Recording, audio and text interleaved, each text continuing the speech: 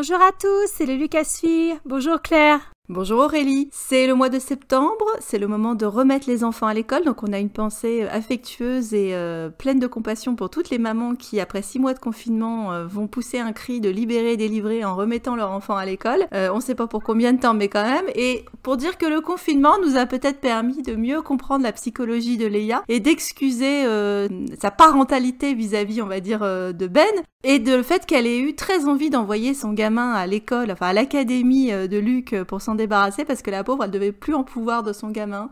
Donc Leia, nous t'avons comprise. Ah, puis moi, je m'en sors pas de Leia. Hein. On a fini d'enregistrer une montée, l'épisode sur son mariage. Dans la légende. Et maintenant, on enchaîne sur sa vie, ses emmerdes, tu vois, dans le nouveau canon. Elle mérite très bien de s'acheter un petit de canon, d'ailleurs, derrière la cravate, parce que... Ah, Bibiche, la pauvre, qu'est-ce qu'elle prend cher, quoi. Ouais, c'est sûr, c'était pas son année, c'était pas son mois. Ce sera son mois quand même, ce sera le mois de la princesse Leia. On sait que c'est un épisode que beaucoup nous réclamaient. Mais où est la princesse? Eh ben, elle arrive, elle est là, elle est là, tout de suite. Hein, Sans tambour ni trompette, mais avec son thème qui revient délicatement et à plusieurs reprises dans la bande-son du dernier Jedi, y compris pour la dédicace dans le générique de fin où ça revient tout doucement avec cet écran très touchant. In loving memory of our princess Carrie Fisher, hein, la très regrettée Carrie Fisher, qui est morte juste après avoir bouclé ses scènes sur le tournage du dernier Jedi, donc c'est d'autant plus poignant. Donc en tout, Leia, elle est 18 minutes à l'écran dans le dernier Jedi, à la louche, et elle apparaît dès 3 minutes 21 pendant l'évacuation de Dakar, de la base de la résistance. On la voit de dos, en plein milieu de l'écran, avec toute la passerelle, les hologrammes des vaisseaux, etc. Elle est régalienne, et d'un seul coup, ça tranche avec l'épisode 7, puisque elle est super glamour. Elle a une robe magnifique, elle est couverte de bijoux, enfin... Il y avait longtemps qu'on n'avait pas vu Leia comme ça. À la toute fin de l'épisode 7, elle a cette robe très très jolie avec ce décolleté en forme d'étoile. On la voit 2 secondes, quoi. Et là, dans le dernier Jedi, c'est Leia version Coco Chanel, quoi. Elle est magnifique. C'est Leia en majesté. C'est sûr que on est content de faire enfin un épisode sur la princesse, parce que c'est vrai que la princesse Leia, c'était... moi, c'était clairement mon héroïne Disney, du coup, maintenant préférée, on va dire ma princesse Disney préférée. Enfin, c'était la princesse qui a marqué notre enfance. Hein. Il y en avait pas beaucoup à se mettre sous la dent hein, dans Star Wars, il n'y en avait qu'une. Donc, c'était elle. Mais elle avait été bien servie par Carrie Fisher, hein, qui vraiment lui avait donné, petit mais costaud, hein, lui avait donné un sacré caractère. Et c'est vrai qu'on retrouve plus la princesse comme on l'avait laissée du 4, 5, 6 que celle qu'on voyait dans le 7. Hein. Je sais que les héros sont fatigués, tu sens bien que les vieux de la vieille sont fatigués et elle est vraiment en mode... elle en peut plus, Leia, même dans cet épisode, tu sens que là, c'est la... Mais c'est un épisode effectivement en majesté parce qu'on voit que Rian Johnson a voulu la mettre en valeur et on l'en remercie d'autant plus qu'il pouvait pas savoir que ça allait être le dernier film de Carrie Fisher et qu'elle allait décéder d'une crise cardiaque pas longtemps, comme tu l'as dit Aurélie, après avoir interprété Leia pour la dernière fois à l'écran. Elle était extrêmement contente, Carrie Fisher, de sa performance dans ce film. Je crois qu'on la voyait dans les featurettes en train de dire que c'était vraiment... son meilleur rôle, en tout cas sa meilleure interprétation de Leia. On voit qu'elle a pris plaisir à travailler avec Rian Johnson et lui se souvient d'elle avec énormément de tendresse et il a dit, même quand elle me faisait chier, même quand c'était une pain in the ass, c'était super de travailler avec elle. Ça devait être compliqué de travailler avec elle parce qu'au-delà du fait qu'elle était bipolaire et que du coup, malgré les traitements, elle était quand même assez extravagante. Ouais, puis il y avait quand même une utilisation de... Ouais, c'est connu qu'elle buvait des canons pour le coup, et pas que ça non plus, mais bon, c'est vrai que jusqu'au bout, elle a probablement consommé des trucs aussi, mais bon, elle a fait le taf, elle a toujours fait le taf. Oui, non, voilà, c'était un personnage à la fois à l'écran et en coulisses, quoi. Donc, toute sa vie, ça aura été un personnage. Et moi, j'aime beaucoup ce moment où elle était interviewée pendant le tournage, où on lui dit « Alors, Rian Johnson, c'est un trou du cul !» Et tu sais, elle disait ça avec énormément de sang-froid, genre pince sans rire, et elle n'en pensait pas un mot. Hein. Je pense que ça s'est vraiment très très bien passé avec lui. Oui, parce qu'après elle disait, il a sûrement plein de défauts, mais je les ai pas encore trouvés. Et Rian Johnson expliquait qu'il avait beaucoup travaillé avec elle dans la chambre d'hôtel. Ils avaient relu toutes ces scènes. Et il a dit, moi j'ai connecté avec elle en tant que script doctor et scénariste. C'est vrai qu'elle a modifié pas mal de scénarios. Elle n'a pas nécessairement écrit des scénarios, elle a écrit des romans qui ont été adaptés après, et elle a participé effectivement à la réécriture de pas mal de scénarios. Et sur cet épisode, c'est pas qu'elle ait eu grand chose à faire, mais néanmoins elle a mis son grain de sel comme elle savait si bien le faire. Et comme j'ai envie de dire, pour le coup, Leia, hein, elle disait pour elle, Leia c'est moi et moi c'est Leia, enfin c'est vraiment indissociable. Elle est arrivée à placer quand même des phrases qu'elle avait envie de placer et de s'approprier vraiment le dialogue et son personnage. Du coup, on retrouve une Leia beaucoup plus mordante. Elle était un peu effacée dans l'épisode 7, c'était très très curieux. Même ses retrouvailles avec Anne, il y avait de l'émotion, mais moi j'ai eu du mal à m'investir avant de savoir que Anne allait mourir. Et c'est plutôt en revoyant l'épisode 7, sachant que Anne va mourir de la main de leur fils, que ces scènes entre eux prennent toute leur saveur. Alors que dans l'épisode 8, dès le premier visionnage, Leia, pourtant elle en chie, à un moment donné elle est absente pendant un bon moment dans le film, mais c'est Leia quoi, elle a toujours autant de mordant, elle lâche rien à la fin, tu sens qu'elle est fatiguée, tu sens qu'elle passe le relais, elle souffle quoi, c'est une bénédiction pour elle de devoir passer le relais, elle le fait de bonne grâce, parce qu'elle est épuisée et elle a tellement perdu que voilà. Mais ça reste quand même notre Leia badass. À la fin, elle a sa canne d'un côté, une mitraillette de l'autre. Oui. Dans la grotte, quoi. Oui. Tu sais, pour le coup, depuis le temps qu'on me le réclame, tu vas peut-être pouvoir enfin le placer, mais c'est vrai que tu la revois avec la mitraillette au poing, comme dans son personnage des Blues Brothers, là où elle poursuivait John Belushi de ses assiduités, et elle était notamment avec des gros guns à le canarder dans Chicago, donc tu la retrouves comme ça. Mais c'est vrai qu'en même temps, on l'avait vue comme ça aussi, la première fois qu'on la voit, c'est quand même le blaster à la main. Donc ça, on voit que Rian Johnson, il aimait la princesse comme on l'a découverte vraiment hein, dans la trilogie originelle, parce que tous les rappels à nos best-of Leia, on les voit, parce qu'elle est là avec son blaster, on retrouve des scènes de haute, et je pense que...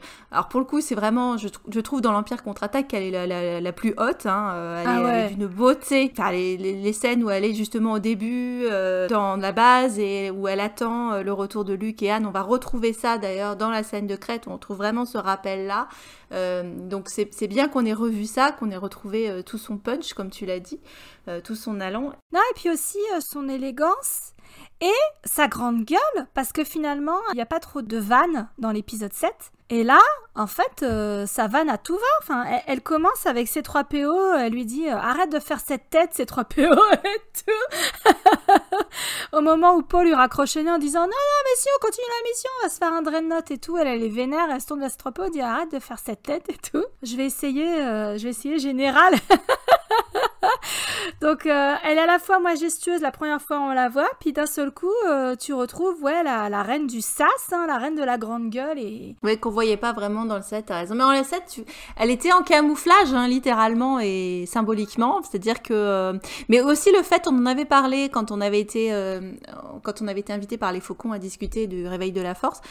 Quelque chose que j'avais pas repéré, mais je comprends pourquoi ça me dérangeait de la voir, Leia, et je l'ai pas forcément reconnue en dehors du fait que, oui, elle a vieilli, et oui, il y a probablement eu de la chirurgie esthétique. Je crois qu'il nous disait, quand on avait enregistré l'épisode, qu'il y avait eu quand même un peu de CGI sur sa figure, enfin, c'est retouché, enfin, elle se ressemble plus dans l'épisode 8 que dans l'épisode 7. Il y a un truc qui me gêne dans son visuel. Alors qu'elle a fait de la chirurgie beaucoup plus voyante, je trouve, entre le 7 et le 8. Tu trouves? Mais c'est bizarre, elle fait factice dans le 7. Le nez, c'est spectaculaire, et c'est à tel point que je pense que sa cloison nasale a dû en souffrir, parce que elle a une voix beaucoup plus nasale dans l'épisode 8 que dans les 7 épisodes qui ont précédé. Il y a des moments où quand elle dit ses lignes de dialogue en VO, ça se sent, c'est beaucoup plus nasal, t'as l'impression qu'elle a enrhumé. Et moi je pense que c'est lié, je peux me tromper, à son opération de chirurgie esthétique du nez. la dernière qu'elle a faite, parce qu'elle en a fait plusieurs quand même. C'est peut-être pour ça qu'elle a sa petite tasse de thé. Bah oui, ça use de consommer des stupéfiants, la cocaïne, des machins, c'est pas trucs ça, comme c'est ça. plus tous les traitements qu'elle a essayés. Enfin, dans ses bouquins, elle revient quand même souvent sur le fait que la bipolarité, c'était difficile à soigner. Elle a subi des électrochocs. Comme beaucoup de personnes bipolaires, même après avoir été diagnostiquée, elle avait recours à l'alcool pour gérer ses phases maniaques.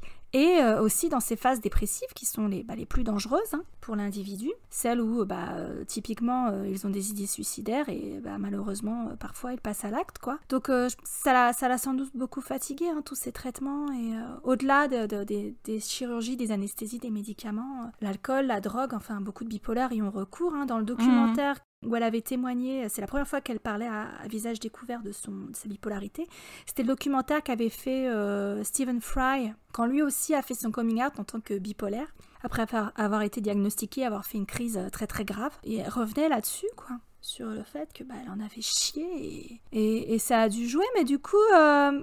je me sens d'autant plus privée du fait qu'elle n'ait pas été dans l'épisode 9. Bah oui. Face à Ben Solo. Bah oui. Ben Solo, le poster boy, l'insert de tous les troubles mentaux possibles et imaginables. On vous renvoie vers notre vidéo #je suis Kylo, où on avait exploré ça en profondeur. Carrie Fisher aurait eu plein de choses à faire passer à travers le personnage de Leia vis-à-vis de Ben, parce qu'elle-même, c'était une poster girl à Hollywood pour les troubles mentaux, quoi. Ouais, c'est vrai. C'est sûr que, heureusement que son personnage a été écrit et servi avec beaucoup d'amour dans le 8. Tu sens qu'il y a vraiment eu beaucoup de tendresse, d'amour et de respect qui a été fait sur ce personnage, parce que c'est vrai que maintenant, alors que normalement l'épisode 7 était celui de Han, l'épisode 8 celui de Luke, et le 9 aurait dû être celui de Leia, finalement, heureusement que Leia... moi, j'ai pas envie de dire que l'épisode 9 c'est celui de Leia, enfin je sais pas à qui il appartient, je le conchie au dernier. Au mort, voilà. mais dans à Palpatine. Il a effacé complètement. Oui, c'est ça, c'est l'épisode de Palpatine, ça peut pas être l'épisode de Leia. Palpatine 1, les Skywalker 0. Clairement. Donc on va dire que l'épisode de Leia, ça restera l'épisode 8, parce qu'elle est vraiment, elle est vraiment traitée avec amour, et d'autant plus d'amour que dans le film, elle est entourée de ses repères, parce qu'il y a sa fille qui était déjà présente dans le set, mais bon, qu'on retrouve là, et elles ont des petits moments d'échange, on va dire, ou en tout cas il y a des moments qui ont été pensés un peu comme ça. Et puis il y a son chien aussi, et Dieu sait si le chien de Gary Fisher était important dans son entourage. Je crois qu'il avait son propre compte Twitter, etc. Et donc on le voit dans Canto Bight, le chien est là aussi. Et il a toute la tendresse également. Il y a plus Harrison Ford évidemment, mais il y a Mark Hamill, donc son vieux compagnon de route, parce qu'ils ont quand même créé une relation très proche, pour le coup, comme frère et sœur. Et ce qui a été fait au moment où ils ont cette scène tous les deux est magnifique. Et Rian Johnson racontait dans le commentaire audio comment cette scène où ils ont tous les deux d'ailleurs un peu pas dirigé, parce que je pense que Rian Johnson savait ce qu'il faisait, mais ils ont quand même fait certains choix dans le jeu. Alors il y avait la phrase des cheveux auquel tenait beaucoup Carrie Fisher, et c'est Mark Hamill qui a pensé à embrasser Carrie sur le front, enfin qui voulait que Luke embrasse sa sœur pour lui dire au revoir sur le front, ce qui est également très joli. Et quand on regarde le making of, on sent toute l'émotion était palpable. Enfin, Carrie Fisher était en larmes. On voit Rian Johnson qui va lui parler juste après pour la réconforter. Et il y avait un silence, disait Rian Johnson, d'église, pas de mort, mais il y avait un silence de respect, d'admiration au moment le jour où on savait qu'ils étaient tous les deux sur le plateau, parce que c'était pour beaucoup c'était un moment épique, quoi, de voir le frère et la sœur réunis, et d'avoir cette scène qui était ô combien précieuse, et qui serait d'autant plus précieuse que ce serait terminé, quoi. Et c'est ça que j'apprécie, c'est que Ryan il a laissé Carrie, ils ont travaillé tous les deux comme des screenwriters, des scénaristes, parce qu'elle a écrit des scénarios. Pour Hollywood, elle a même gagné un Oscar, je crois, pour Letters from the Edge. C'était l'adaptation de son roman. De son roman, et Meryl Streep, qui était sa meilleure amie, qui interprétait son... Oui, Enfin, c'était roman autobiographique. Enfin, c'était vraiment son autobiographie, mais un petit peu romancée, on va dire. Mais ça racontait, c'est bien ses relations. Elle s'est vraiment inspirée des relations avec sa mère, de ses problèmes de drogue, de ses problèmes d'actrice qui passait en série B, enfin, ce genre de choses. Et donc, du coup, je pense que ils ont vraiment bien travaillé. Et puis, bon, cet ajout aussi, cette relation qu'elle avait avec Mark Hamill, ils étaient très très amis, comme tu l'as dit. Et ce bisou sur le front qui est d'une telle tendresse, c'est tellement mignon cette scène où ils sont tous les deux pas très longtemps à l'écran, hein, mais on n'a que ça à se mettre sous la dent, mais au moins c'est du caviar, tu vois. Et c'est d'autant plus énervant du coup de voir tous les gens qui ont chié sur cette interprétation, qui ont chié sur ce film, qui nous ont fait chier avec Leia Mary Poppins. On va y revenir. Sous couvert de dire « Oh là là, quel manque de respect d'écrire Leia comme ça dans ce film qui est une bouse », alors qu'en fait, non, il n'y a pas plus respectueux que ce film vis-à-vis de Carrie Fisher, vis-à-vis de la princesse Leia, et le courage qu'il a fallu pour ne pas altérer le rôle suite au décès de Carrie Fisher, pour faire le montage comme si ce décès n'avait pas eu lieu, dans le respect le plus total de ce que Carrie Fisher avait donné en termes d'interprétation dans ce film. Je pense qu'il a fallu, c'est un vrai courage de réalisateur, de scénariste, de studio aussi, d'avoir fait ce choix. Donc je pense qu'il faut le souligner aussi, hein. C'est le moment ou jamais. Ouais, et puis elle est mise en scène superbement avec... Bon, on est les premières à reconnaître des qualités de visual storytelling dans le set, en tout cas pour l'introduction des nouveaux personnages. Là, il y a aussi un très beau visual storytelling qui est fait sur Leia. Que ce soit, comme tu l'as rappelé, la scène d'introduction, parce que justement, tu voyais Rian Johnson, à un moment, il était embêté, il voulait vraiment qu'on la voie, il trouvait qu'il manquait une scène d'introduction héroïque pour elle. Donc il y a effectivement ce travelling vers elle de dos, où elle doit se retourner un peu pour, voilà, c'est moi, c'est Leia, et c'est Leia en reine qu'on voit autour d'une table, l'équivalent d'une carte militaire, enfin, donc qui fait penser à la fin de l'épisode 4, quand on la voyait en train de surveiller la progression de l'étoile de la mort qui arrivait sur Yavin. Et donc ça fait penser à ça, et elle est effectivement, c'est le choix qui a été fait par Michael Kaplan, qui avait râlé à un moment sur certains trucs dans les costumes, sur le fait qu'on avait osé détruire le casque de Kylo Ren. Bon, on rappelle qu'il y avait sûrement plusieurs casques, puis c'est pas bien grave, mais... il y avait bah oui, puisque, regarde, Ben Solo, lapsus révélateur, Adam Driver a son exemplaire de casque. Bah voilà. Ils en ont fait plein. Hein. Et en dehors de ça, on lui a quand même demandé de faire des magnifiques costumes. Et ce qu'il a fait pour Carrie Fisher, il s'entendait très bien également, apparemment, le costumier et Carrie Fisher dans la vie. Il lui a fait des costumes superbes qui sont de haute tenue, parce que ce sont des tissus assez rigide, et donc que ce soit cette robe au début et la cape de la fin. Alors vraiment, les images, je parlais de visual storytelling, c'est vraiment ma séquence préférée, qui est d'une beauté, on va revenir après, mais qui est somptueuse, que ce soit vraiment l'encadrement, la manière dont elle est encadrée, enfin c'est vraiment une œuvre d'art, la manière dont elle est mise en scène à ce moment-là.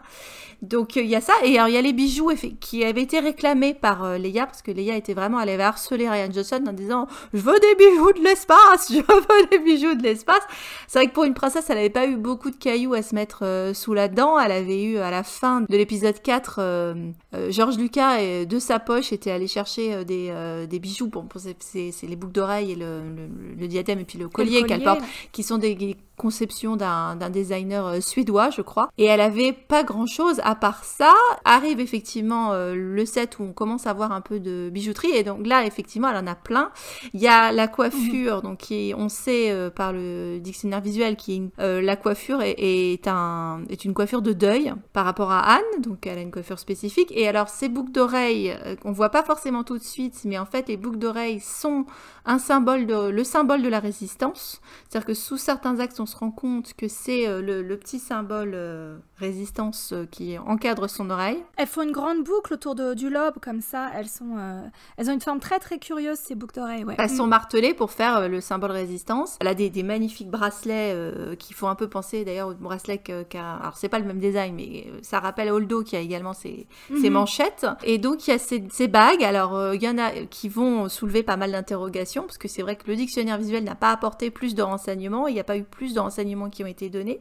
Il y a eu une bague qu'on voit en plus tout particulièrement à la fin, parce que c'est la main qui est sur le sabre brisé de l'héritage. Donc on voit la main en gros plan. Donc Rian Johnson, porno de la main, nous en fait quelques-unes d'ailleurs avec Leia dans l'épisode. Et puis il y a l'autre qui est beaucoup plus intéressante, qui est la bague qu'elle porte à la main. Alors malheureusement pas à la main gauche, donc c'est pas une bague de mariage, c'est sur la main droite. Mais c'est ce symbole de deux pierres bleues qui sont un peu dans une danse, dans une ellipse, donc 2 mondes à part, mais en même temps unis pour la vie, parce qu'on a l'impression qu'elles sont encadrées dans un 8, donc qui est le symbole de l'infini, de la répétition, etc. Et qui sont égales. Et ça peut être à la fois une bague peut-être de fiançailles. Est-ce que c'est une bague que lui aurait donnée Anne? En fait, elle l'a déjà dans l'épisode 7, cette bague. Et c'est bien dommage que ce bijou n'ait pas été transmis à Ray. Parce que bon, même si le corps disparaît, on va à l'occasion d'en reparler dans le 9, j'imagine que les bijoux sont restés derrière. Alors, pour la médaille, on sait où elle est passée.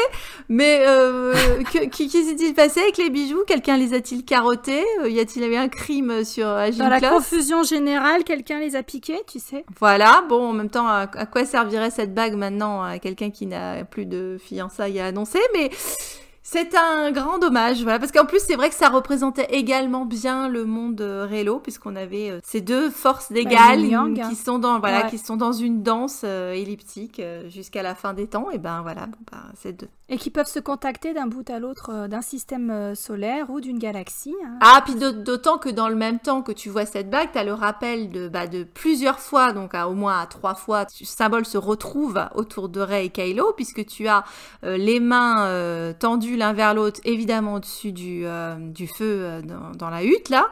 Après, quand ils sont en train de se diviser le sabre, et sur donc la cicatrice de Rey sur son bras. On retrouve... C'est à peu près le même symbole, le même design. Le seul truc qui a été gardé peut-être dans l'épisode 9, c'est la gémellité, Luke et Leia. Mais c'est le truc le plus tordu puisque c'est son mari qui lui a offert. Et normalement, ça aurait dû revenir à son fils qui aurait dû l'offrir à sa fiancée qui se trouve aussi être sa diète dans la force. Enfin bon, bref. Elle est très très bien mise en valeur, c'est-à-dire que... En plus, il y a l'accent qui est mis sur le fait que c'est la générale, mais c'est aussi la princesse. Parce que au tout début, donc elle est plus en treillis, machin dégueulasse, camouflage dans la posture de générale. Elle est vraiment dans des habits régaliens de princesse, de cérémonie. Alors, faut pas oublier qu'elle vient juste avant d'évacuer. Elle avait prononcé un petit discours aux funérailles de Anne. Alors ça, c'est une scène qu'on n'a pas, je sais même pas si elle a été filmée, mais qu'on n'a pas dans le film, mais qui est bien, qui ouvre le roman. Au début, on a Luke qui a ce rêve où il est marié sur Tatooine, il est jamais parti à l'aventure, machin. Et ensuite, on enchaîne sur Leia, le point de vue de Leia, qui se dit, bon allez, courage ma fille, tu peux le faire. Ils t'attendent tous pour faire un discours suite à la mort de Anne et juste avant l'évacuation de Dakar, quoi. C'est là pour ça qu'elle est en tenue de deuil avec sa tresse de deuil aldéranienne, etc. Et au moment où Hux et Poe arrêtent pas de faire le ping-pong, la blague du début, la blague potache, Hux il dit « Vous direz à votre précieuse princesse que nous ne céderons pas, nous ne ferons pas de quartier, nanana. » Donc il dit pas la générale, il dit la princesse. Et elle est lookée comme une princesse. Même si elle donne des ordres de général autour de sa table, son plan de guerre, effectivement. T'as Akbar juste derrière qui est aux commandes. Et il n'y a pas trop de monde autour de cette table. Parce que la table, elle existait déjà sur la base de Descartes. On la voit dans l'épisode 8 pendant tout le temps où ils attaquent Starkiller. Mais il y a un peuple autour de cette table, c'est invraisemblable tout le monde qu'il y a, quoi. C'est le bordel. Du coup, elle sort pas du lot. Non, elle dépassait pas. Comme en plus, elle est pas très grande. Là, on ne voit qu'elle. En plus, elle est mise en scène au centre, rétro-éclairée par les hologrammes, cette lumière bleue qui, pour le coup, n'est pas dégueulasse. Non. Vraiment l'épisode 9. Vraiment, tout est fait pour la mettre en majesté. De dos, elle en impose déjà. Alors que bon, elle faisait 1m50... 50 kilos toute mouillée, Carrie Fisher, mais elle en impose. En plus, elle a, comme tu l'as dit, cette tissu très rigide, ces espèces d'épaulettes. Sa tenue du début, elle a des épaulettes pas possibles. Et il y a des belles tonalités Et il y a des belles tonalités de gris aussi, hein, quand on part sur le Jedi gris, le gris, hein, tout n'est pas blanc, tout n'est pas noir. Hein. Exact, bien au contraire, hein, tout à fait. Elle en impose à des mecs plus grands qu'elle. Pareil, quand elle rétrograde Poe, elle lui met une grosse tarte dans sa gueule, tout en restant très digne. Donc là, tu t'imagines bien une princesse faire ça, tu vois. Il est plus grand qu'elle. Alors, faut le faire parce que tout le monde est plus grand que Poe, mais bon, il est quand même plus grand que Carrie Fisher, quoi, Oscar Isaac. Et elle lui rabat son caquet au petit merdeux. Ah, puis alors Oscar Isaac, il avait pris cher parce qu'il y avait entre 24 et 27 gifs qui ont été filmés avant de garder la bonne. Donc, ce jour-là, il avait payé de sa personne. Hein. Et si on veut penser à peut-être cette scène-là, c'est vrai que quand on y le moment où elle donne des claques, bah, moi, je suis en train de me dire, bon, en même temps, cette pauvre Leia... là, pour le coup, Poe, il représente tous les mecs de sa vie qui l'ont tous déçu et qui ont tous mérité une bonne paire de claques et ce qu'elle a jamais pu faire parce que ce soit son mari, son vrai père, le père adoptif l'a jamais déçu. Donc, je dirais qu'à la limite, c'est peut-être la seule référence positive qu'elle a en masculinité. Ouais. Luke, qui quand même l'a laissé tomber parce qu'il tout ce temps, il a carapaté et puis il y a quand même le coup avec son fils quand même derrière. Son fils, voilà. Donc, en fait, les mecs, c'est la loose dans sa vie. Donc, c'est vrai que Poe, il va représenter voilà, la somme de mecs qui, encore une fois, l'ont laissé tomber, n'ont pas écouté ce qu'elle avait à dire, ont raté le coche, quoi. Dans la scène, je crois que Carrie Fisher disait que pour elle, c'était le moment où Leia, ce qu'elle voyait dans Poe, c'était... Alors, que ce soit clair, elle ne voyait pas son fils, elle a dit, c'était l'équivalent de Han Solo. Bah oui, c'est le flyboy. Voilà. C'est le flyboy, alors surtout... Si tu prends en compte son passé de passeur d'épices. Ah oui, aussi, oui, c'était la racaille. De contrebandier. Et cette scène, en plus, ça intervient juste après un moment d'intimité rare où ils sont dans leur voyage en hyperespace et tu la vois seule dans ses appartements. Elle est à sa table avec sa tasse de thé, là. Et c'est un moment où elle est très, très abattue. Tu sens qu'elle est vraiment démoralisée. Elle est toute seule, donc elle tombe un peu le masque de « je suis forte » parce qu'elle sait que tout le monde la regarde et attend qu'elle prenne des décisions et qu'elle soit à la hauteur. Et elle a ce poids sur les épaules de devoir rassurer tout le monde, prendre des décisions très très vite, être autoritaire, être un roc. Elle sait qu'elle est le roc de tout le monde et qu'elle peut pas, face à eux en tout cas, montrer la moindre faiblesse. Parce qu'ils ont besoin d'elle, et c'est ce qu'elle a fait toute sa vie. Mais là, elle est toute seule, et tu la vois, elle a la tête dans les mains, comme ça, et elle est pas bien, quoi. C'était pas le bon mois pour arrêter l'alcool. Ah, putain, bibiche, quoi. C'est un rare moment d'intimité, c'est une séquence qui dure très très peu de temps, et qui est extrêmement précieuse. Je sais pas si Ryan l'avait écrite comme ça, je sais pas si c'est quelque chose sur lequel ils se sont mis d'accord avec Carrie Fisher, mais en tout cas, c'est Leia comme on la voit rarement, et c'est très précieux d'avoir ça dans un film où par ailleurs, elle fait preuve d'une telle force. Il y a ce moment-là, le moment où elle dit à Luke je suis content que tu sois là pour la fin et j'ai espéré jusqu'au bout, mais je sais que mon fils n'existe plus. Oh, elle le fait à un autre moment, même avec Holdo, elle est la première à dire non mais là j'en peux plus, quoi. J'ai dit au revoir à trop de monde, ça fait trop de fois que je dis que la force soit avec toi, parce qu'à un moment, la force pour le coup elle est plus avec elle, quoi. Comme tu l'as dit, elle est un peu à bout de force. Mais il l'a écrite comme ça, cette scène, tu demandais. Il disait qu'il voulait lui donner des moments comme ça, des moments d'introspection, et qu'il fallait qu'elle ait un moment. Je dirais qu'il y a beaucoup de moments où elle a des grands moments de solitude, justement. Sur la scène de Crète également, à la fin, elle a des grands moments de solitude, Leia. Et c'est vrai que c'est un film où on donne le temps. Alors je sais que c'est le plus long aussi des Star Wars, mais purée, est-ce que ça fait du bien d'avoir ces moments de personnages qui ont le temps. Ça dure que quelques secondes, encore une fois, c'est pas si long que ça, comme tu l'as dit, en tout ça fait 18 minutes, toutes ces scènes mises bout à bout. Mais néanmoins, t'as vraiment l'impression que le personnage, il a le temps de respirer et de vivre. D'autant que ces 18 minutes seraient parties de part et d'autre d'un vide au milieu où elle est dans le coma, en fait. Ah bah là, à bout de force. À bout de force, tu vois Poe qui lui prend la main, en plus elle est dans cette espèce de... Même sa tenue de patiente, dans le coma d'hôpital, c'est pas les blouses en papier que nous on a, elle est bien coiffée, elle a encore tous ses bijoux, elle a cette robe qu'elle porte encore au moment où elle assomme Poe, là. Parce que j'allais dire, heureusement que c'est pas une blouse en papier, parce que c'est vrai qu'elle se balade cul nu dans le couloir, tu sais, la pauvre. Ouais, mais elle s'en sort mieux que Finn dans son truc à Bacta, de Bacta, ouais. Elle est très très digne, c'est des tissus précieux encore qu'elle porte sur elle. Enfin, elle reste princesse de conte de fée là pour le coup. Ah oui, alors, c'est ce que j'ai noté aussi. Blanche-Neige et la Belle au bois dormant. Et alors, le baiser du prince charmant, ce sera pas Poe, ce sera Luke. Donc j'ai un problème. Ce sera Luke, exactement. Oui. Mais du coup, ça fait un peu écho à Rey qui est tellement belle. C'est le moment où elle est la plus belle de tout le film. Oui. Dans son, c'est le moment où elle a mis son mascara, oui. Elle a mis son mascara, son gloss et tout, mais c'est le moment où elle est vue, elle, à travers les yeux de son prince. Ben. Bah oui. Et lui, il la trouve tellement belle, quoi. Alors que là, Leia, ça reste un spectateur omniscient, donc le réalisateur. Mais t'as quand même des moments de tendresse où Poe, au moment où il est en train de faire son plan de merde avec les 2 autres zozos, il lui prend la main. Tu sens bien que c'est Leia le guide militaire, la maman de substitution, en tout cas de son point de vue à lui. Et il y a beaucoup de tendresse. Poe, même si elle lui a mis une tarte dans la gueule, etc., qu'elle le remet à sa place, il y a toujours autant de tendresse vis-à-vis de Leia, quoi. Il adorerait que Leia soit là. Et à aucun moment elle est représentée dans ce film à son désavantage. Je veux dire, même quand elle fait le coup de Mary Poppins, entre guillemets, alors déjà, avant ça, il y a toute une séquence où on la retrouve dans l'espace avec son thème qui arrive tout doucement comme ça.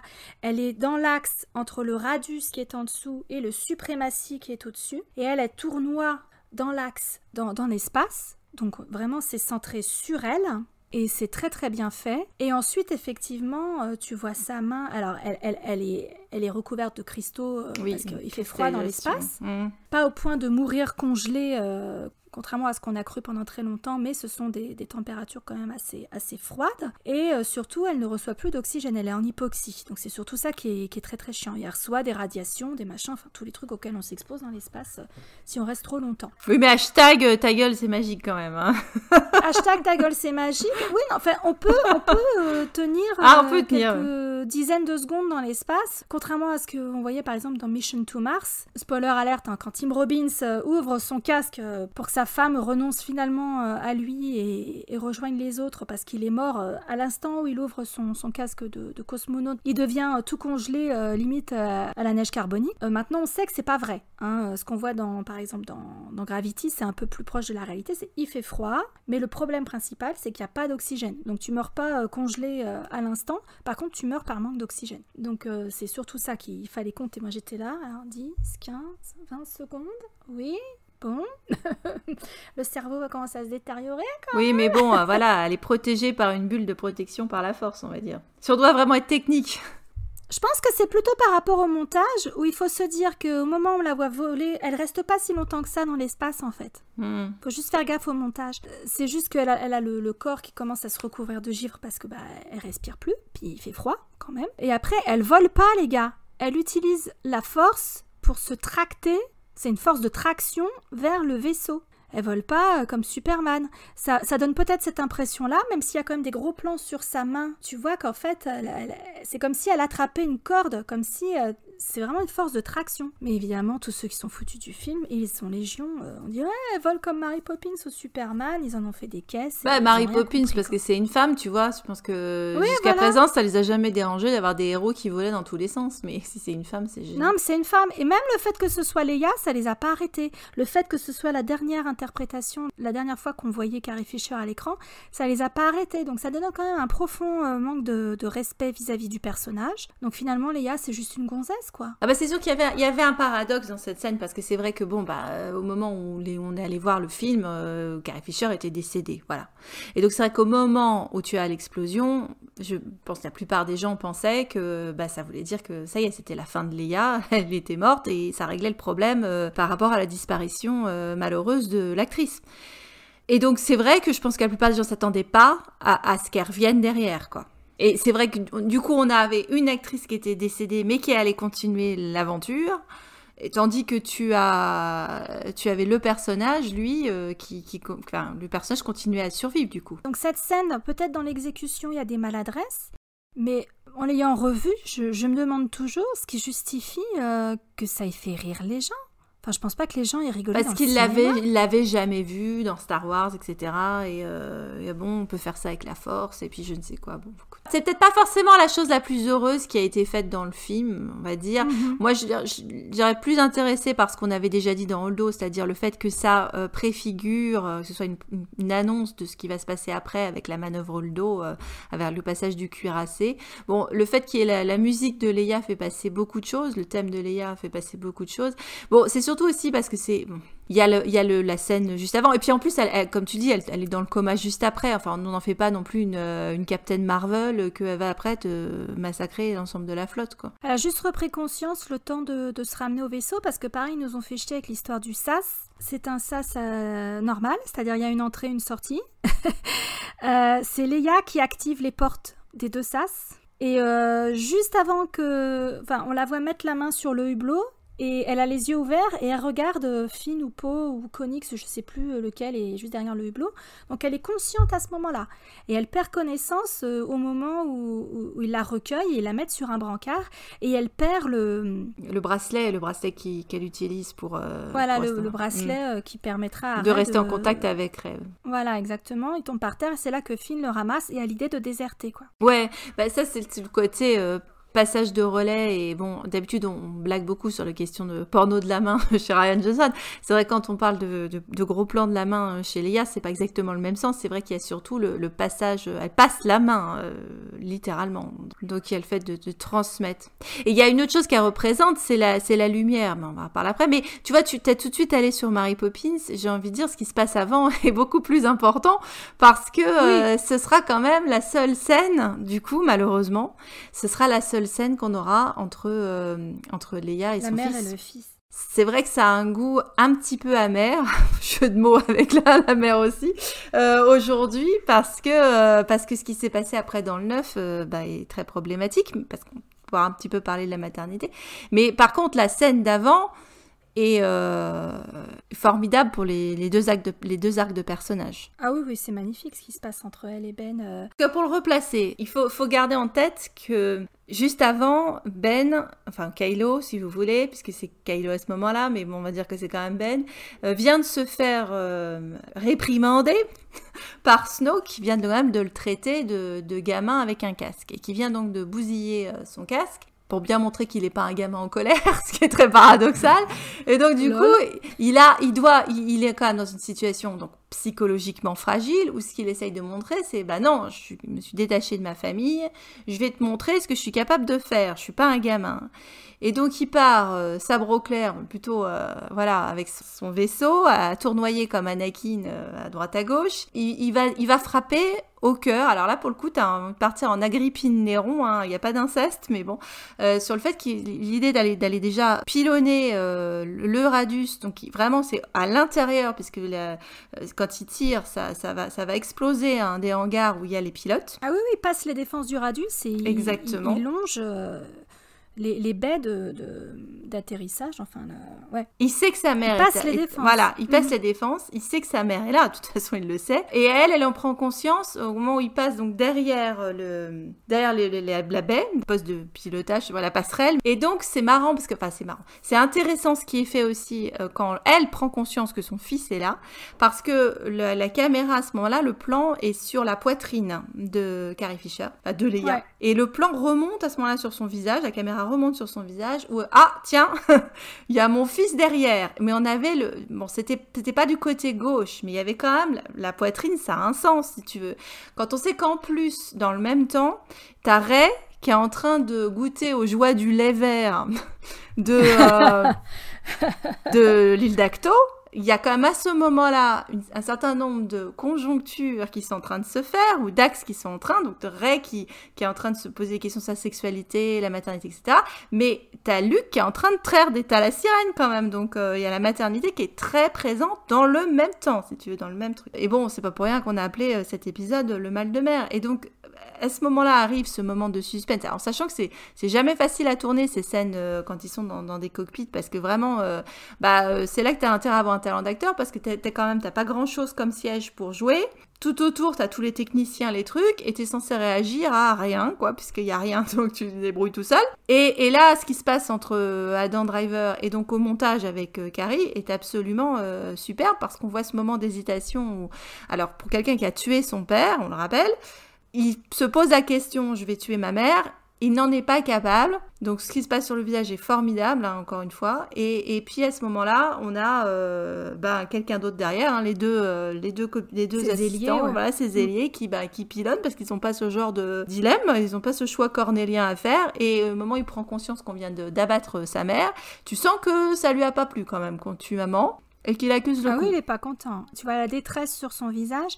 Et dans la novélisation, ça va plus loin, puisque il a cette pensée, cette fulgurance, dit s'il avait anticipé le tir de ses ailiers, il aurait utilisé la force pour les arrêter, pour arrêter les lasers dans l'espace. Donc il aurait cherché à la protéger. Ouais, ce qui est rajouté après dans la novélisation, c'est effectivement... On a le point de vue entre Ben et Leia, et il pense que sa mère lui en veut, le déteste pour avoir tué Anne, et il prend conscience que sa mère l'aime. Et c'est pour ça qu'il est incapable de tirer. Et heureusement qu'on a cette scène-là et la novélisation, parce que ce qui se passe après peut soulever quelques questions par rapport à l'amour de Leia pour son fils. Donc, chose qu'on va débattre aujourd'hui, voilà, ça devient très compliqué. Et en plus, parce qu'il y a ce petit moment, j'ai envie de dire, juste avant qu'elle se fasse aspirer dans l'explosion, où sur son visage, tu te dis, elle est vénère, parce que soit elle pense vraiment que c'est son fils qui a tiré, elle se dit, putain, petit connard, j'aurais mieux fait de prendre ma pilule ce jour-là, ou est-ce qu'elle se dit, bon bah voilà, tant pis, hein, ça y est, je vais partir comme ça. Est-ce qu'elle le sait que c'est pas lui qui a tiré? Bah écoute, moi j'ai trouvé qu'elle avait l'air, ça dure très très peu de temps sur le visage de Carrie Fisher, qui était aussi une putain d'actrice, et elle a l'air déçue. Oui, c'est ça. Déçue et résignée. Je pense qu'elle doit penser que c'est lui qui a tiré. Je pense qu'elle est persuadée que c'est lui qui a tiré. Et c'est pour ça, d'ailleurs, qu'à la fin, elle me dit, ouais, je sais, mon fils, il est parti, c'est fini, il a coupé les ponts, parce que... Bah, d'autant qu'il est pilonne sur Crate. Alors, elle le sait pas, mais il a ordonné pas de quartier, pas de prisonnier. Donc, pour moi, elle est persuadée qu'il cherche activement à la tuer. Oui, parce que si elle savait qu'il avait pas cherché à la tuer, elle Alors, serait... j'ai un doute sur le fait qu'il sente sa présence sur Crate et qu'il cherche activement à la tuer à ce moment-là. Par contre, elle, je pense qu'elle est persuadée qu'il vient pour elle et qu'il veut la tuer. Et c'est à cause de ça qu'elle renonce temporairement à tout espoir que son fils existe toujours et puisse être ramené du côté lumineux. Oui, il peut penser qu'elle est morte, elle. Donc au moment où il arrive sur Crète, il n'est pas nécessairement en capacité de savoir. Je pense qu'il est persuadé qu'elle est morte et qu'il est... Au moment où il la voit se faire éjecter de la passerelle dans l'espace, pour lui, il est orphelin de ses deux parents. Bah, d'autant qu'il y a eu un transfert qui s'est passé entre-temps. C'est-à-dire que Moment n'a plus été le centre de ses pensées. C'est-à-dire que juste après ça, c'est le moment où ça commence à fond dans les Force Bond. Hein. Oui, voilà, c'est ça. Déjà, t'as Hux qui lui détourne son attention en disant non, mais attendez, faut revenir, on peut plus vous protéger. Et ces deux ailiers se font dégommer par la résistance. Donc, il revient un peu la queue entre les jambes aux suprématies. Et ensuite, c'est les Force Bond. Et dans les Force Bond, t'as vraiment la sensation que le mec, il a plus rien à perdre. Il se jette à corps perdu dans cette relation avec Rey. Pour moi, il est persuadé que son père et sa mère sont morts. Oui. Et donc il a transféré son besoin d'amour sur Rey à ce moment-là. C'était déjà en germe dans l'épisode 7, et là ça vient full force dans l'épisode 8, quoi. Ouais, c'est le cas de le dire, parce qu'une fois que la communication avec maman elle est rompue, enfin c'est pas qu'elle était très très présente avant, mais bon voilà, c'est là que les Force Bond commencent. Ouais.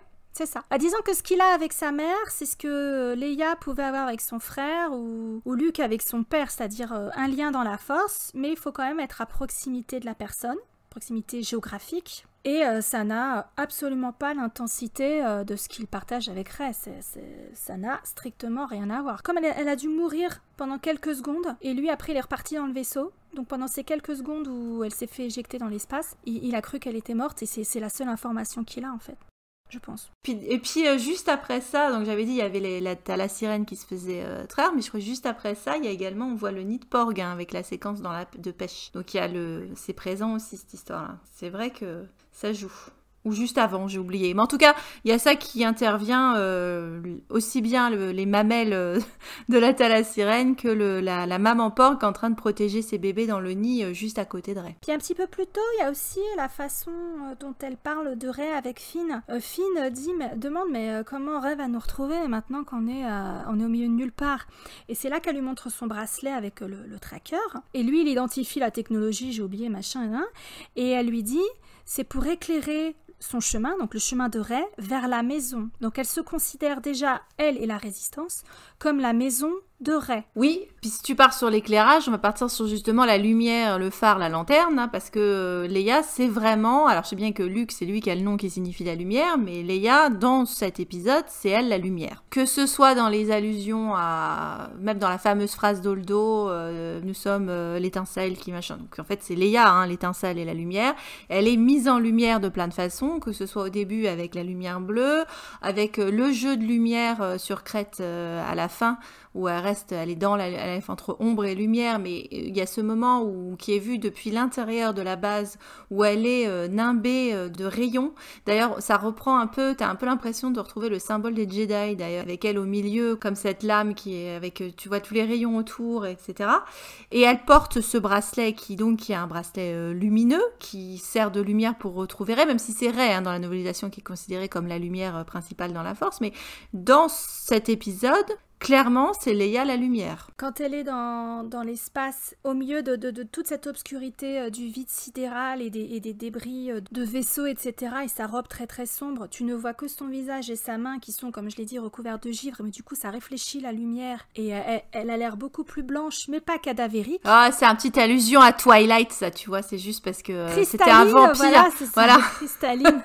Et puis, elle est habillée en blanc, elle est nimbée de lumière pendant tout le temps. Elle a cette espèce de globe au-dessus d'elle avec ses constantes, le rythme cardiaque, oui. machin. Et puis, il y a le moment où elle apparaît dans l'hologramme, l'hologramme qui avait lancé l'aventure de Luke aussi. Où c'est une lettre de lumière bleue, pas dégueulasse, qui est un caméo pour le coup, qui est très bien fait également. Une utilisation de la nostalgie qui est très bien fait, qui est très propre, qui c'est très beau de voir ce moment-là. Ils se sont d'ailleurs donné du mal pour restaurer le film d'origine. Ils sont allés rechercher le film original, exactement. Et le restaurer, ouais. Donc il y a un vrai travail qui a été mis là-dessus, parce que c'est aussi un shift pour Luke. Il envoie bouler R2D2 en disant, dis non, c'est un coup bas, tu vois, mais c'est le moment où qu'il décide quand même à donner 3 leçons à Rey. Ah bah oui, c'est ni le fait que Rey lui demande en disant la résistance, la galaxie a besoin de vous, ou même de savoir que Anne est morte. Non, c'est parce que il y a ma sœur qui a besoin de moi et que j'ai laissé tomber. Et de la même manière qu'elle va revenir à la vie, en tout cas se réveiller ou commencer à se réveiller parce qu'il y a l'appel de son frère à ce moment-là. L'appel à travers Rey, qui ne représente rien pour Luke, ça ne fonctionne pas. C'est de revoir cet hologramme qu'il a lancé sur son parcours de héros à l'aventure dans l'épisode 4, qui le remet en mouvement. L'étape suivante, c'est de se reconnecter à la Force, et à peine il se reconnecte à la Force qu'il trouve Leia dans l'instant, et c'est lui qui la sort du coma, et le premier truc qu'elle prononce, donc tu vois sur son globe toutes ces constantes, tous les bip bip bip bip bip qui s'affolent, etc. Et le premier truc qu'elle prononce, c'est Luke, quand elle sort de son coma. Donc vraiment, elle le ramène, et il la ramène un peu plus tard. Et donc c'est tellement logique que Rey ait voulu s'appeler Skywalker, tu vois, parce que tu vois, Luke il en avait rien à péter de Rey, encore une fois, ça n'avait pas de sens. Luke, il s'en foutait de Rey, il s'en foutait complètement. Il n'a pas eu le temps de s'attacher à elle, il a tout fait pour la rejeter. À la fin, il accepte le fait qu'elle va faire avancer son héritage, l'héritage des Jedi, mais il n'a pas eu le temps de s'attacher à la personne de Rey, parce qu'en plus, elle est quand même abrasive, Rey, elle n'est pas très très attachante au final. Le visage qu'elle montre à Luke, c'est pas un visage souriant, machin, là. Oui, alors sauf que moi je préfère cette Rey-là, tu vois, à celle qu'on a, celle qui est souriante mais complètement vide dans l'épisode 9. Voilà, exactement.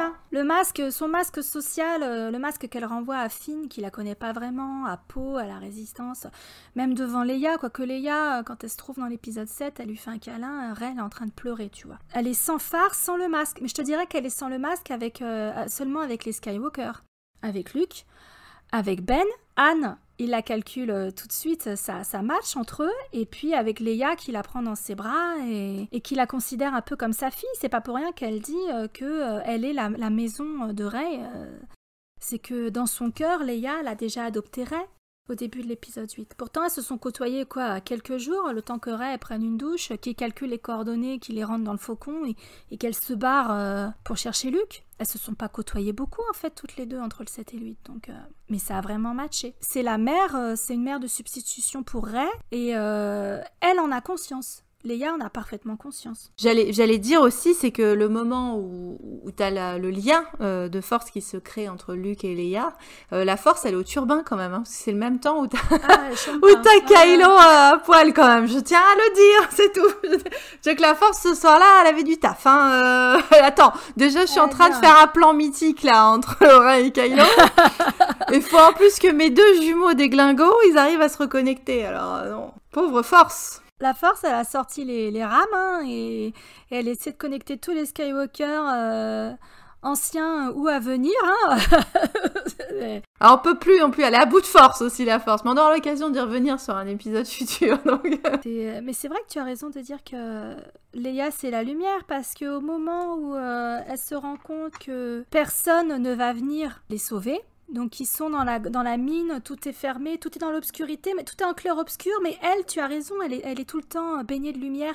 La lumière qui arrive derrière elle, d'ailleurs ça a dû être Coton à filmer cette espèce de contre-jour, que ça reste potable sur la pellicule. Il y a un vrai travail qui a été fait sur la lumière, c'est sûr. Et elle dit personne ne répond. Il est trop tard, la galaxie a perdu tout espoir, et elle dit « l'étincelle s'est éteinte ». Et au moment où elle dit « s'est éteinte », elle tape le sol avec sa canne, et dans la seconde, tu as Luke, elle redresse la tête, et tu as Luke qui apparaît. Lui aussi, à contre-jour, et la lumière derrière lui, tu devines à peine sa silhouette dans le tunnel. Ah, mais là, la référence, tu vois, c'est Luke qui arrive au palais de Jabba, si tu veux. C'est ça. C'est vraiment quand il était là avec sa capuche, là qu'il est arrivé avec son look Gucci Chanel. Et bah d'ailleurs, il revient en Gucci Chanel, je constate. Et donc il arrivait... Sexy motherfucker. Sexy motherfucker, plus rien à péter. Donc pas de Jedi pour un sou, encore que des fois, hein, tu vois, Obi-Wan, c'est pareil, il avait le swag dans la prélogie. Mais quand il arrive dans le couloir, là, et ça a fait exactement penser au moment où il se baladait badass dans le palais de Jabba, et que sa sœur, à ce moment-là, elle était au bout du rouleau... enchaînée à la grosse limace dégueulasse. C'est vraiment un contraste entre Leia qui est dans une mine, dans les entrailles, dans le monde souterrain, hein, quelque part, chez Jabba ou dans la mine de Crate, qui est prisonnière. Alors de Jabba, elle est carrément enchaînée, mais elle est prisonnière sur Crate parce que y a toute l'armée qui est dehors, ils sont vraiment faits comme des rats, quoi. C'est le contraste entre cette obscurité à l'intérieur et cette lumière aveuglante. Alors c'est celle du désert dans l'épisode 6, quand Luke arrive. Et c'est celle qui est... le sel, c'est ultra réfléchissant, hein, donc qui se reflète sur cette mer de sel sur Crate dans l'épisode 8. Ça permet de retrouver les cristaux aussi. Tu vois, il y a tout un phénomène de cristallisation autour de Leia. Mm-hmm. Parce que ce soit le givre là, de l'espace, enfin les cristaux de l'espace sur son visage quand elle est dans le coma, et donc cette mine de sel à la fin, ça reste du cristal. Il y a quelque chose là qui est intéressant, si tu veux, sur la thématique. De la même manière que c'est un personnage qui a cristallisé pas mal de choses, si tu veux, comme nouveau personnage féminin qui a été donné à des générations de petites filles, dont toi et moi. On n'avait pas d'équivalent. Pour des garçons aussi, pour des garçons qui ont grandi avec cette image de féminité également. Et pour le coup, c'est pas que ceux qui ont bavé sur le bikini, hein, je dis bien qui ont vu aussi que c'était une héroïne badass, etc. Mmh. Donc ouais, il y a tout ça autour. Et puis même, il y avait le passage avec Holdo, comment Laura Dern disait que pour elle, c'était un personnage tellement important, Leia. Et toute cette fascination autour de la princesse, cet amour que tu trouves autour de ce personnage, que tu ressens dans le film. Le personnage est mis en valeur, elle est forte et en même temps, on aperçoit sa faiblesse. Et le seul truc que je m'explique pas, moi, c'est sa réaction par rapport à son fils dans le dernier acte du film, en fait. Mais juste pour conclure, tu vois, sur la cristallisation, puis on va reparler de ça, mais tu sais, en plus, c'est intéressant parce que c'est la définition de l'amour par Stendhal, ça, la cristallisation. Le fait d'avoir laissé un objet dans une mine de sel, d'ailleurs, c'était l'exemple qu'il avait pris. Tu laissais je crois que c'était une baguette en bois, et que au fur et à mesure des années, ça devenait cet objet précieux parce que les cristaux s'installaient dessus, et que l'amour, c'est ça, c'est tu prends quelque chose d'assez banal au début, et que tu finis par parer l'être aimé ou le sentiment qui t'attache à cet être de toutes les grâces, et donc tu retrouves ça. Et la question de l'amour, et c'est peut-être là qu'on peut transitionner vers le rapport entre la mère et le fils, la question de l'amour, elle est importante. Alors, l'amour de la princesse, il est clairement là.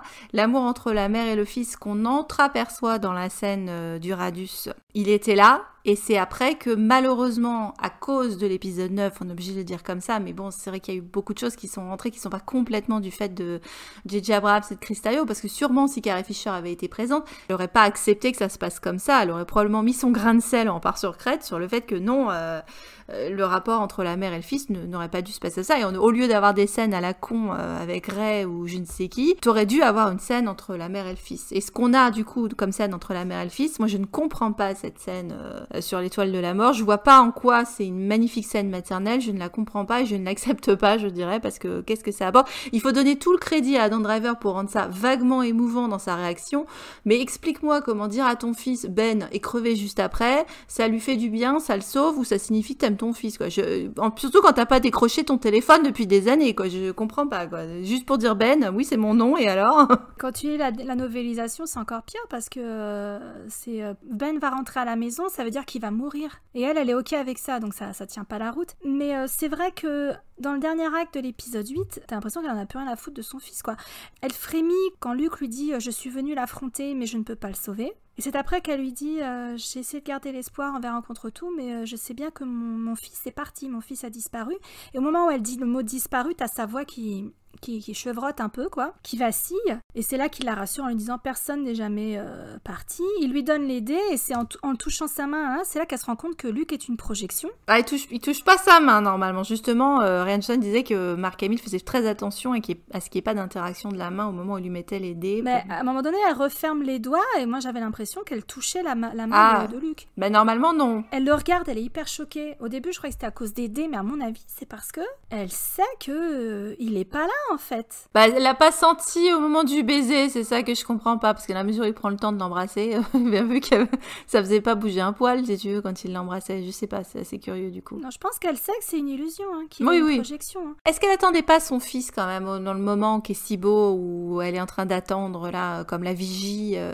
comme ces femmes ou ces mères de marins au long cours qui sont en train d'attendre, tu sais, sur la jetée, le retour du gamin ou du mari. Je me suis demandé si c'est pas son fils, moi, qu'elle attend. Parce que qu'est-ce qu'elle attend?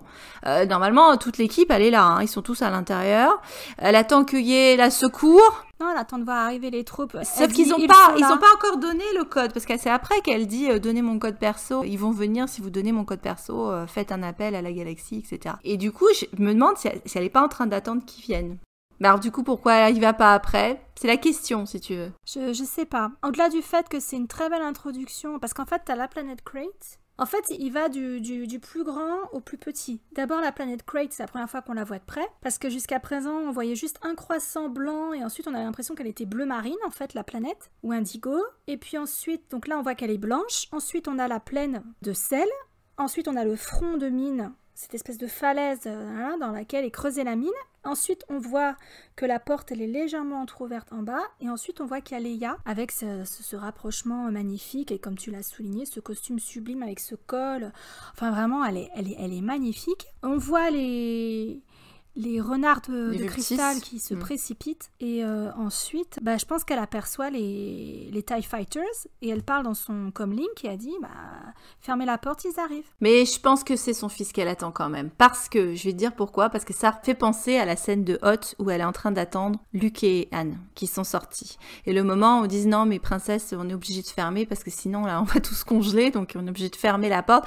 Et tu vois ce moment où elle a un regard pareil avec ses 3PO qui est en train de lui calculer les probabilités. J'ai Chewbacca qui pleure là, il ferme la porte, elle se dit je vais jamais les revoir quoi, les deux hommes de ma vie, et puis à ce moment-là elle sait pas encore que c'est son frère, etc. Je ne vais jamais les revoir. Et donc finalement le seul homme de sa vie actuellement, parce qu'elle pense pas que lui va arriver, c'est Luke il arrive après derrière, mais je me demande si c'est pas Ben quand même ou qu'elle attendait. De toute façon, c'est sûr qu'elle pense à son fils. Moi, je me suis demandé aussi, avant ça, je m'excuse, on revient en arrière, mais au moment où Holdo a fait sa manœuvre et elle défonce le suprématie. Est-ce qu'elle pense qu'il est mort? Peut-être qu'elle se dit que son fils est mort. Ça doit lui traverser l'esprit quand même, puisqu'elle sait qu'il est sur le suprématie. Elle a pas l'air très affectée par le fait que le suprématie soit désingué. T'as l'impression qu'elle ne pense qu'à Holdo et voilà, mais je me dis, elle pense pas à Ben? Il y a un truc qui est intéressant dans ce passage-là, c'est-à-dire c'est le moment, du coup, parce que c'est vu du point de vue de Poe qui se réveille et qui fonce sur ce qui se passe actuellement, donc les vaisseaux en train de se faire dézinguer, et elle est de l'autre côté, il n'a pas tout de suite calculé Leia, et elle est de l'autre côté, et elle lui fait signe, elle lui vient voir. J'ai trouvé ça intéressant par rapport à ce qu'on disait sur l'épisode sur Holdo, c'est-à-dire le fait de refaire une éducation à Poe et de lui dire, non mais attends, mon coco, t'es en train de te concentrer sur la bataille, moi je m'intéresse à la survie, comme Holdo, et donc viens voir de l'autre côté du vaisseau ce qui se passe, de l'autre côté, c'est un autre point de vue. Il faut que tu regardes ailleurs. T'intéresses pas à ça, intéresse-toi au plan de retrait, au plan de repli. Parce que finalement, que ce soit Leia ou Holdo dans l'ensemble du film, elles sont pas en mode attaque, elles sont en retrait, repli et survie, comme on l'avait déjà dit sur l'épisode de Holdo. Et j'ai trouvé ça bien qu'elle l'oblige à prendre une autre... viens te mettre de mon côté, viens voir un peu ce qui se passe de l'autre côté, détourne-toi des piou-piou et des boum-boum et des bling-bling. Et viens voir ce qui se passe ailleurs. Bon, il n'en a pas retenu grand-chose, c'est beau, mais quand même, il y avait cet effort-là qui était fait, qui était dans la continuité, tu vois, dans le binôme Holdo-Leia qui se continue en permanence, quoi. Parce que tu vois, même quand Leia est dans le coma, elle est toujours présente, parce qu'elle est toujours présente à travers le personnage de Holdo qui prend le relais à ce moment-là, et qui parle d'elle. Oui, elle est mentionnée plusieurs fois. Ouais, exactement. Le truc vraiment qui manque, je pense, dans la séquence sur Crate, ça aurait été 3 secondes où elle regarde son fils descendre. Ah Claire, moi j'ai pas compris ça, je l'ai noté, j'étais mais alors je faisais des gros points d'exclamation, j'étais là mais putain, t'as pas vu ton fils depuis moult années là, je sais plus combien d'années elle l'a pas vu. La première fois qu'il est sans casque depuis je sais pas combien d'années, tu vois les zozos de la résistance là qui sont là, oh tiens, il y a Kylo Ren qui est en train de descendre du vaisseau et elle est pas là à dire pousse-toi c'est mon fiston, enfin tu te dis mais même si t'es vénère après ton fils, elle est même pas dans le plan où non et regarde la jumelle et dit c'est Kylo Ren, elle lui arrache même pas les jumelles pour regarder quoi. Ça a pas de sens ce truc quoi. Elle aurait dû aller avec Luke également. Pourquoi elle est pas avec... Enfin bref. Tu la vois regarder quand Luke se fait pilonner par tous les machins du premier ordre là. Elle est là, pareil, son et lumière, tu vois, au Puy du Fou, avec tout le reste de la résistance derrière la vitre. Là, elle regarde. Elle a pas l'air inquiète, contrairement aux autres. C'est pour ça que moi, je te dis, je suis persuadée qu'elle sait que Luke est une illusion. Ensuite, t'as Poe qui dit c'est Kylo Ren. Là, tu vois juste Poe et Finn, je crois, qui sont au premier plan. Tu devines les autres derrière, tu la vois pas réagir, se précipiter vers la vitre ou prendre une des jumelles pour voir son fils, putain, voir l'affrontement entre son fils et nanana. Et ensuite, le moment où tu la vois, c'est bien longtemps après, quand Poe il a eu tout le temps de raccrocher les wagons, de dire non, il nous fait gagner du temps, où sont les renards en cristal, machin, là, comment ils sont sortis d'ici. Et d'un seul coup, t'as la caméra qui se tourne, tu réalises, ah oui, tiens, c'est vrai, Leia, elle est parmi la poignée de résistants qui restent. Elle était pas à l'écran pendant tout ce temps-là, quoi. Ça, je comprends pas. Ryan, qu'est-ce que t'as foutu? C'est peut-être ma seule réclamation sur l'épisode 8, c'est il nous fallait 2 secondes. Ouais, je l'avais remarqué, tu te rappelles l'épisode qu'on avait fait sur Burke la postlogie, tu vois, où je disais, c'est vrai que c'est un truc que je comprends même pas, ça. C'est vrai que ça passe pas. Et bon, peut-être que Ryan s'est dit, ouais, ils vont le faire dans le 9, alors je vais pas voler la vedette à ce qui va se passer avant le grand final émotionnel entre la mère et le fils. Mais c'est vrai que du coup, comme tu le dis maintenant en plus avec ce qu'on a, nous faire un plan où t'avais au moins, elle réagissait à la vue de son fils, c'était quand même pas de cher payé que de faire ça, quoi. C'était n'importe quelle mère. Mais rien nous dit que c'était pas dans le script, que ça n'a pas été filmé. Et bah lâche-nous les trucs. Jedi, il a jamais été publié. Je sais bien, mais et si ça a été filmé, putain, mais lâche-nous l'image, quoi, Ryan, parce que et rassure-nous, parce qu'à un moment, elle s'est intéressée à son fils, parce que après, la seule fois où on la voit, effectivement, comme tu dis, concernée par quelque chose, c'est à propos de Luke. Luke est en train de se faire pilonner, ou Luke est en train de clamser, là, ça l'intéresse. Mais à aucun moment, effectivement, il y a une reconnaissance de son fils et de sa souffrance. Et c'est vrai que comme du coup, maintenant, en plus, avec tout ce qu'on sait, ce qui a été rajouté depuis, ça fait quand même un moment hein, qu'elle a tiré un trait sur Benito, et ben mince alors, et après c'est pire parce que là l'épisode 9 où ben alors voilà c'est bon t'inquiète hein, j'ai moult enfants de substitution et puis l'autre j'en ai plus rien à secouer. Ma chair et mon sang c'était de la mauvaise graine donc je m'en fous quoi. Non ça passe pas, le message il passe pas du tout, puis je suis désolée Leia, elle aurait jamais fait ça. Ouais le seul moment après où tu la vois s'inquiéter, c'est quand elle ressent la disparition de Luke, mais même après quand Rey l'évoque avec elle, donc c'est elle qui va trouver Rey qui est comme ça en plein milieu avec ses 2 morceaux de sabre en train de regarder Finn bordé rose, et elle va trouver Rey s'installe à côté d'elle, et Rey lui dit Luke est parti, et t'as Leia qui hoche la tête, l'air de dire c'est bon, je suis au courant. Moi je l'ai trouvée presque agacée en fait. Elle lui dit oui moi aussi je l'ai senti. Bon, Ok, pas plus de... Ok. Parce qu'en plus, Ray, elle essaie de la consoler en lui disant c'était... Il est parti en paix. Il est parti en paix, il avait rempli son objectif, etc. Machin. L'autre, ouais, ok, moi aussi je l'ai senti. On s'en fout. Balèque. Et puis, Ray, après, qui s'inquiète de l'avenir, un peu genre, mais qu'est-ce qu'on va faire maintenant? Comment on construit une rébellion? Et Leia, la main, machin, sur le sabre. Cassé, comment il est cassé le sabre, on sait pas, bon c'est pas grave, on débriefera après, on a tout ce qu'il nous faut. Bah d'où après il s'était senti obligé dans une BD effectivement de nous mettre la scène où Ray quand même parle de ce qui s'est passé, de Ben, de finalement il est pas si méchant, c'est vrai que du coup maintenant ça manque ça. Ouais.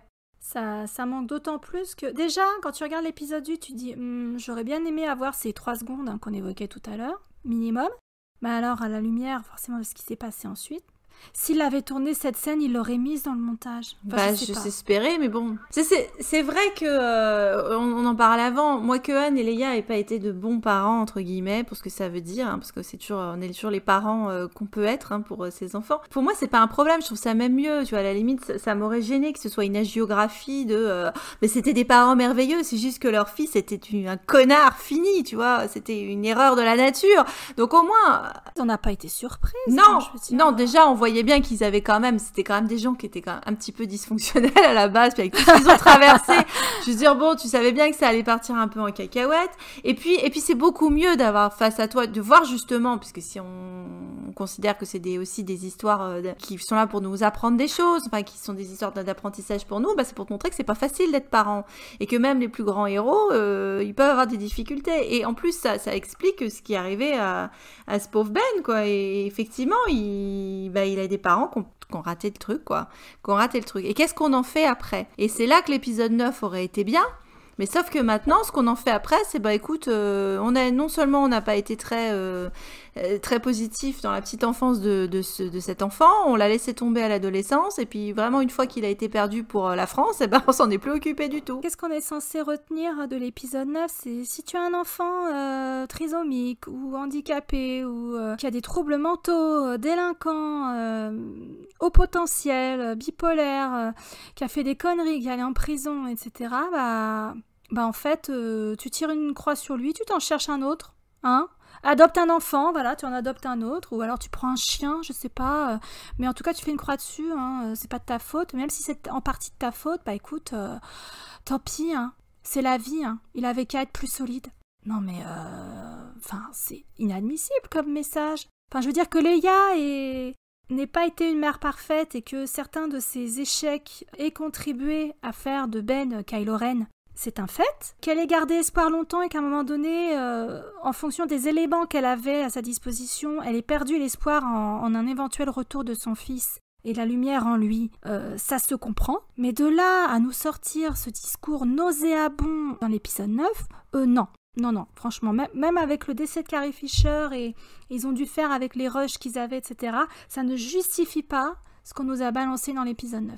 Et je suis sûre que Carrie Fisher n'aurait jamais voulu un truc pareil. Jamais de la vie. Tu disais, ils ont dû faire avec les rushs. Moi, je veux bien. Mais il y a des moments où elle est pas... je sais bien qu'ils ont utilisé la scène où Ray est en train de faire un câlin à Carrie Fisher à la fin du set. Mais il y a des moments où ils sont pas collés serrés. Et donc, quitte à mettre une CGI dégueulasse de Carrie Fisher, fais-le avec Ben. Enfin, ça avait plus de sens. Elle est très bien, la scène entre Ben et Anne. Mais quand même, jamais il parlera plus à sa mère et sa mère lui parlera jamais. Et je suis désolée, mais dans Driver, il te l'aurait vendu la scène, même avec ce qu'ils avaient comme pauvre dialogue. Ou alors, oui, enfin, ce qu'on a dit plusieurs fois, c'est vrai qu'est-ce qu'il fallait vraiment qu'elle survive à cet épisode? Parce qu'il pouvait pas, dans la mesure où on savait qu'elle était quand même fatiguée, je parle du personnage, que le personnage était fatigué, usé, etc. Et c'était peut-être con à faire que la faire mourir hors champ, mais commencer par des funérailles, et Dieu sait si en fanfiction ça a été bien fait plusieurs fois, des funérailles où d'un coup t'as Adam Driver qui assistait à la scène, enfin je veux dire Ben qui assistait à la scène et qui du coup interagissait avec Ray ou parlait de ça, au moins t'aurais eu ça. Parce que Moi, je me suis toujours attendue à ce que ça se termine par des funérailles, finalement, cette saga. Parce que c'est vrai que régulièrement, t'avais des funérailles. T'avais les funérailles de Qui-Gon à la fin du 1, t'avais les funérailles de Padmé à la fin du 3, il y avait les funérailles de Vador à la fin du 6. Donc, tu devais en avoir, surtout qu'on n'en a pas eu, là, dans le 7, puisque, bon, bah, du coup, il y en a pas. Dans le 8, il y avait une scène qui était prévue pour Anne qui a été zappée. Et donc là, du coup, dans le 9, qu'est-ce qu'on a comme funérailles, quoi? Parce que les scènes avec le cadavre de Leia sous le chiffon, et puis après, t'as la barbecue party, ça tombe sur quoi, ça? Je sais pas, ça a pas de sens. Je veux dire, il y a aucun des personnes qui comptaient vraiment pour Leia qui sont là à son enterrement. Enfin, à son enterrement. À la commémoration de son décès, si tu veux. De même qu'on peut pas faire le deuil de Ben, on peut pas faire le deuil de Leia, en fait. Alors que le travail de deuil sur Anne, on a pu le faire avec la fin de l'épisode 7, surtout l'épisode 8, parce que c'est justement ce que Rey amène par ses interactions avec Ben. Et le départ de Luke, même si on est triste, on est en paix avec ce départ, comme on l'a expliqué plusieurs fois, parce que il part comme il l'a voulu, dans la lumière, dans la paix, en accomplissant quelque chose de grand, quelque chose de beau, et en ayant un sentiment d'accomplissement. Donc ce départ-là, on n'a pas à en faire le deuil. Surtout qu'on sait on savait qu'on allait le revoir en Force Ghost. Bah, les personnes qui auraient besoin de le voir en Force Ghost ne le voient pas. Leia ne le voit pas, Ben ne le voit pas. Donc ça c'est, je veux dire, la dernière personne qui avait besoin de le voir en Force Ghost, c'était Rey.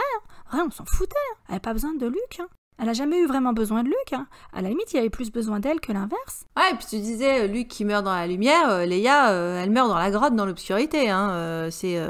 T'éteins la lumière, la princesse va mourir, quoi. Chouette. Elle meurt toute seule, avec une médaille dans la main, et il y a que, comment il s'appelle, R2D2 qui est là pour la regarder partir. Ah, il était là à la naissance, il est là à la mort, tu vois, c'est accompagnement du droïde, quoi. C'est le service droïde.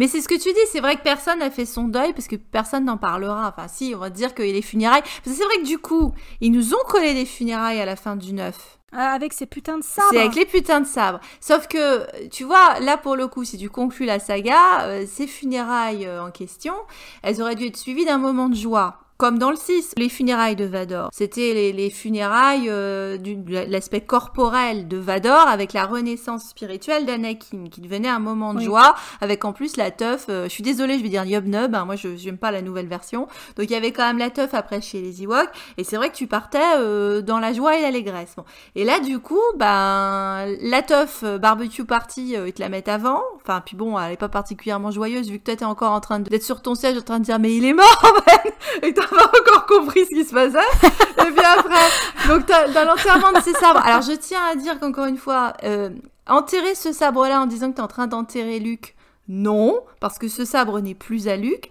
que c'était le sabre d'Anakin pendant longtemps et que c'est un sabre qui devrait pas être si bien que ça, parce qu'encore une fois, il a contribué à faire plus de mal qu'à te faire de bien, celui-là. Donc bon, ok, il a tué des enfants. Luke, il avait son propre sabre, hein, il avait son sabre. Voilà, donc t'es pas en train d'enterrer Luke. Et à côté, va pas me dire que t'es en train d'enterrer Leia, parce que ce sabre rose gold, là, on s'en contrefou. On l'a jamais vu avant, il avait aucune portée symbolique, aucune valeur. On l'a jamais vu, on n'avait pas d'intérêt à ce sabre. On l'a vu genre un quart de seconde à l'écran si on fermait pas les yeux, et il représente rien, il représente pas la princesse. Et surtout que Leia Jedi, elle sort de nulle part en fait. La beauté de l'épisode 8, comme on l'a dit au début de la vidéo, c'est de nous la montrer princesse. Elle est toujours générale, etc. Mais juste en général, moi je l'ai jamais vue comme une guerrière simplement. C'est une princesse guerrière. Mais c'est surtout une princesse. Mais c'est pas une Jedi. Et c'est très bien comme ça.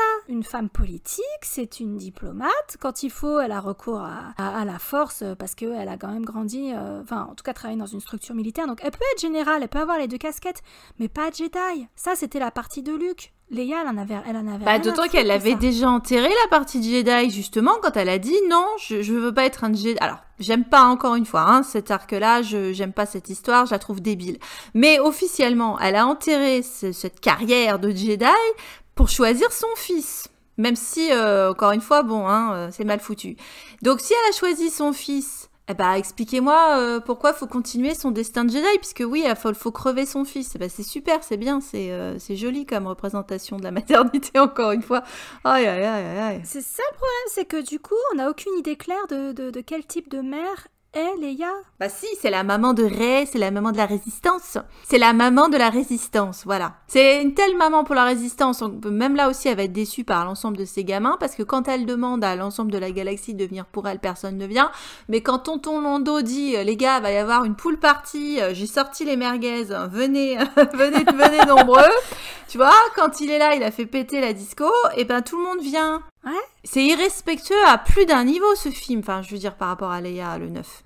Pas le 8. Bah, c'est ça, c'est-à-dire que Leia, c'était pas un leader si charismatique que ça, parce qu'il suffit qu'un ancien brigand qui a vécu dans l'ombre, machin, sous le manteau pendant des années, se pointe pour que, c'est bon, allez, on y va, parce que tout ça parce qu'il a une quéquette. Mais comme tu dis, sous le manteau, parce qu'en plus, il était en planque dans leur propre récit, hein, encore une fois. Il est en planque, en ermite sur Passahana de la loose, dans son petit char, là. Et donc, ça fait pareil, ça fait 20 ans qu'on le voit plus, lui. Donc, les gens, ils se souviennent de lui encore, parce qu'ils savent plus ce que c'est les Jedi, les machins, les trucs, mais on se souvient de tonton Lando. Probablement, je te dis, il devait faire les meilleures pool parties du monde, hein, c'est que ça. Hein. Bref, mais bon, voilà, moi, ce qui me gêne, c'est que du coup, Leia, le mal de mer, c'est la douleur de Leia en tant que mère. Et le fait que, peut-être le mal de mer, parce qu'elle a tournicoté dans l'espace, machin, ça c'était un peu la private joke par rapport à Mary Poppins, mais c'est surtout, on est en mal de mer dans Star Wars, parce que Padmé n'a pas pu être une mère, ça a été une génitrice, point, elle est morte en couche. Shmi, ça a été une mère super, mais elle est morte dès qu'on lui a retiré son gamin, elle perd tout intérêt et elle crève. Brea, on n'en saura rien. On la connaîtra pas. Par l'univers étendu, on va dire, on la connaîtra. Mais c'était une mère qui a fini par être une mère parce qu'elle a eu la chance d'avoir Leia, mais qui était également en mal de maternité, elle, parce qu'elle avait eu un accident qui faisait qu'elle était plus en capacité d'avoir des enfants. Enfin, elle avait un problème cardiaque qui faisait qu'elle avait plus le droit à la maternité. Donc c'est vrai que ça se reprend là. Bah Beru non plus, elle a pas eu le droit d'avoir des enfants. Elle a pas eu d'enfants à elle, en fait. Hein. Elle a juste élevé Luke. Alors que quand on la rencontre, elle est jeune mariée, elle a toute la vie devant elle pour avoir des gosses, apparemment elle est stérile, ou c'est Owen qui est stérile, je sais pas. La seule mère qu'on a à se mettre sous la main, c'est Leia, il y a son fils qui est vivant, il y a elle qui est vivante, etc. Et on ne sait pas quel genre de mère c'est. On la devine à travers les 2 premiers films et l'univers étendu, dépassée par le pouvoir de son fils et sa souffrance, complètement happée, absorbée par la reconstruction de la galaxie, etc. Un peu enfermée dans un mariage qui bat de l'aile parce que son mec, c'est quand même un drôle d'oiseau, quoi. Mais c'est tout. En fait, on a un portrait qui n'est pas complet. Donc ça veut dire que Star Wars souffre toujours d'une absence de maman bien écrite, qui a un parcours de A à Z, qui est réaliste, qui est... Ils ont du mal avec les mamans, hein. Avec les pères aussi, tu me diras. Oui, pour une autre raison, mais c'est vrai que là, du coup, ouais, il manque vraiment. Alors bon, Rian Johnson ne pouvait pas anticiper. Hein, encore une fois, c'est pas lui. Ah bah non, il pouvait pas. Non, parce qu'il pouvait pas mordre sur la fin de l'arc de Leia et de Kylo. Donc c'est vrai que malheureusement, les choix qui ont été faits pour le 9 ne permettent pas d'avoir l'arc complet. C'est vrai que tu étais obligé d'avoir normalement une scène entre la mère et le fils. Et c'est vrai que du coup, maintenant, on est vraiment sur une frustration parce que dans le 7, elle envoie Anne en disant écoute, Luke, c'était pas son père, c'était toi le père. À un moment, t'as envie de lui dire Leia, alors sors-toi les doigts, hein, parce que en même temps, il avait qu'une mère et c'était toi, quoi. Et donc, il y a un moment, toi aussi, il faudrait peut-être que tu te bouges et que tu ailles lui parler à ton fils parce qu'à aucun moment, tu lui causes. Bah, il y en a aucun qui a essayé de lui arracher des griffes de Snoke. Et peut-être qu'il aurait bien fallu que tu lui mettes une claque, toi qui as l'air d'être très doué pour mettre des claques. Une fessée, une bonne fessée à Benito. Ah, tu te reprends maintenant, mon garçon, hein, ça suffit les conneries. Allez, réveille-toi, mon vieux. Non, avant Rey, personne n'a cherché à le récupérer ou à plaider sa cause. Enfin, je veux dire, c'est quand même incroyable. Et Rey, que Rian Johnson a pris tellement de soin à dépeindre comme une future mère. Tu évoquais l'état la sirène, etc. Cette scène qui est tellement lunaire qu'il n'y a rien à foutre là, sauf si tu prends en compte l'éveil sexuel de l'héroïne. Rey n'aura pas d'enfant non plus. Ce qui est aberrant. Elle qui a toujours voulu une famille, elle aura pas d'enfant. Non mais faut arrêter, quoi. Donc le mal de mer, on parlait de Leia, mais il s'est transmis à Rey aussi. Ouais, mais ça, on va revenir sûrement sur un épisode dédié, parce que c'est vrai que ça fait un moment que ça nous titille l'épisode sur la maternité, parce qu'il y a vraiment beaucoup de choses à dire.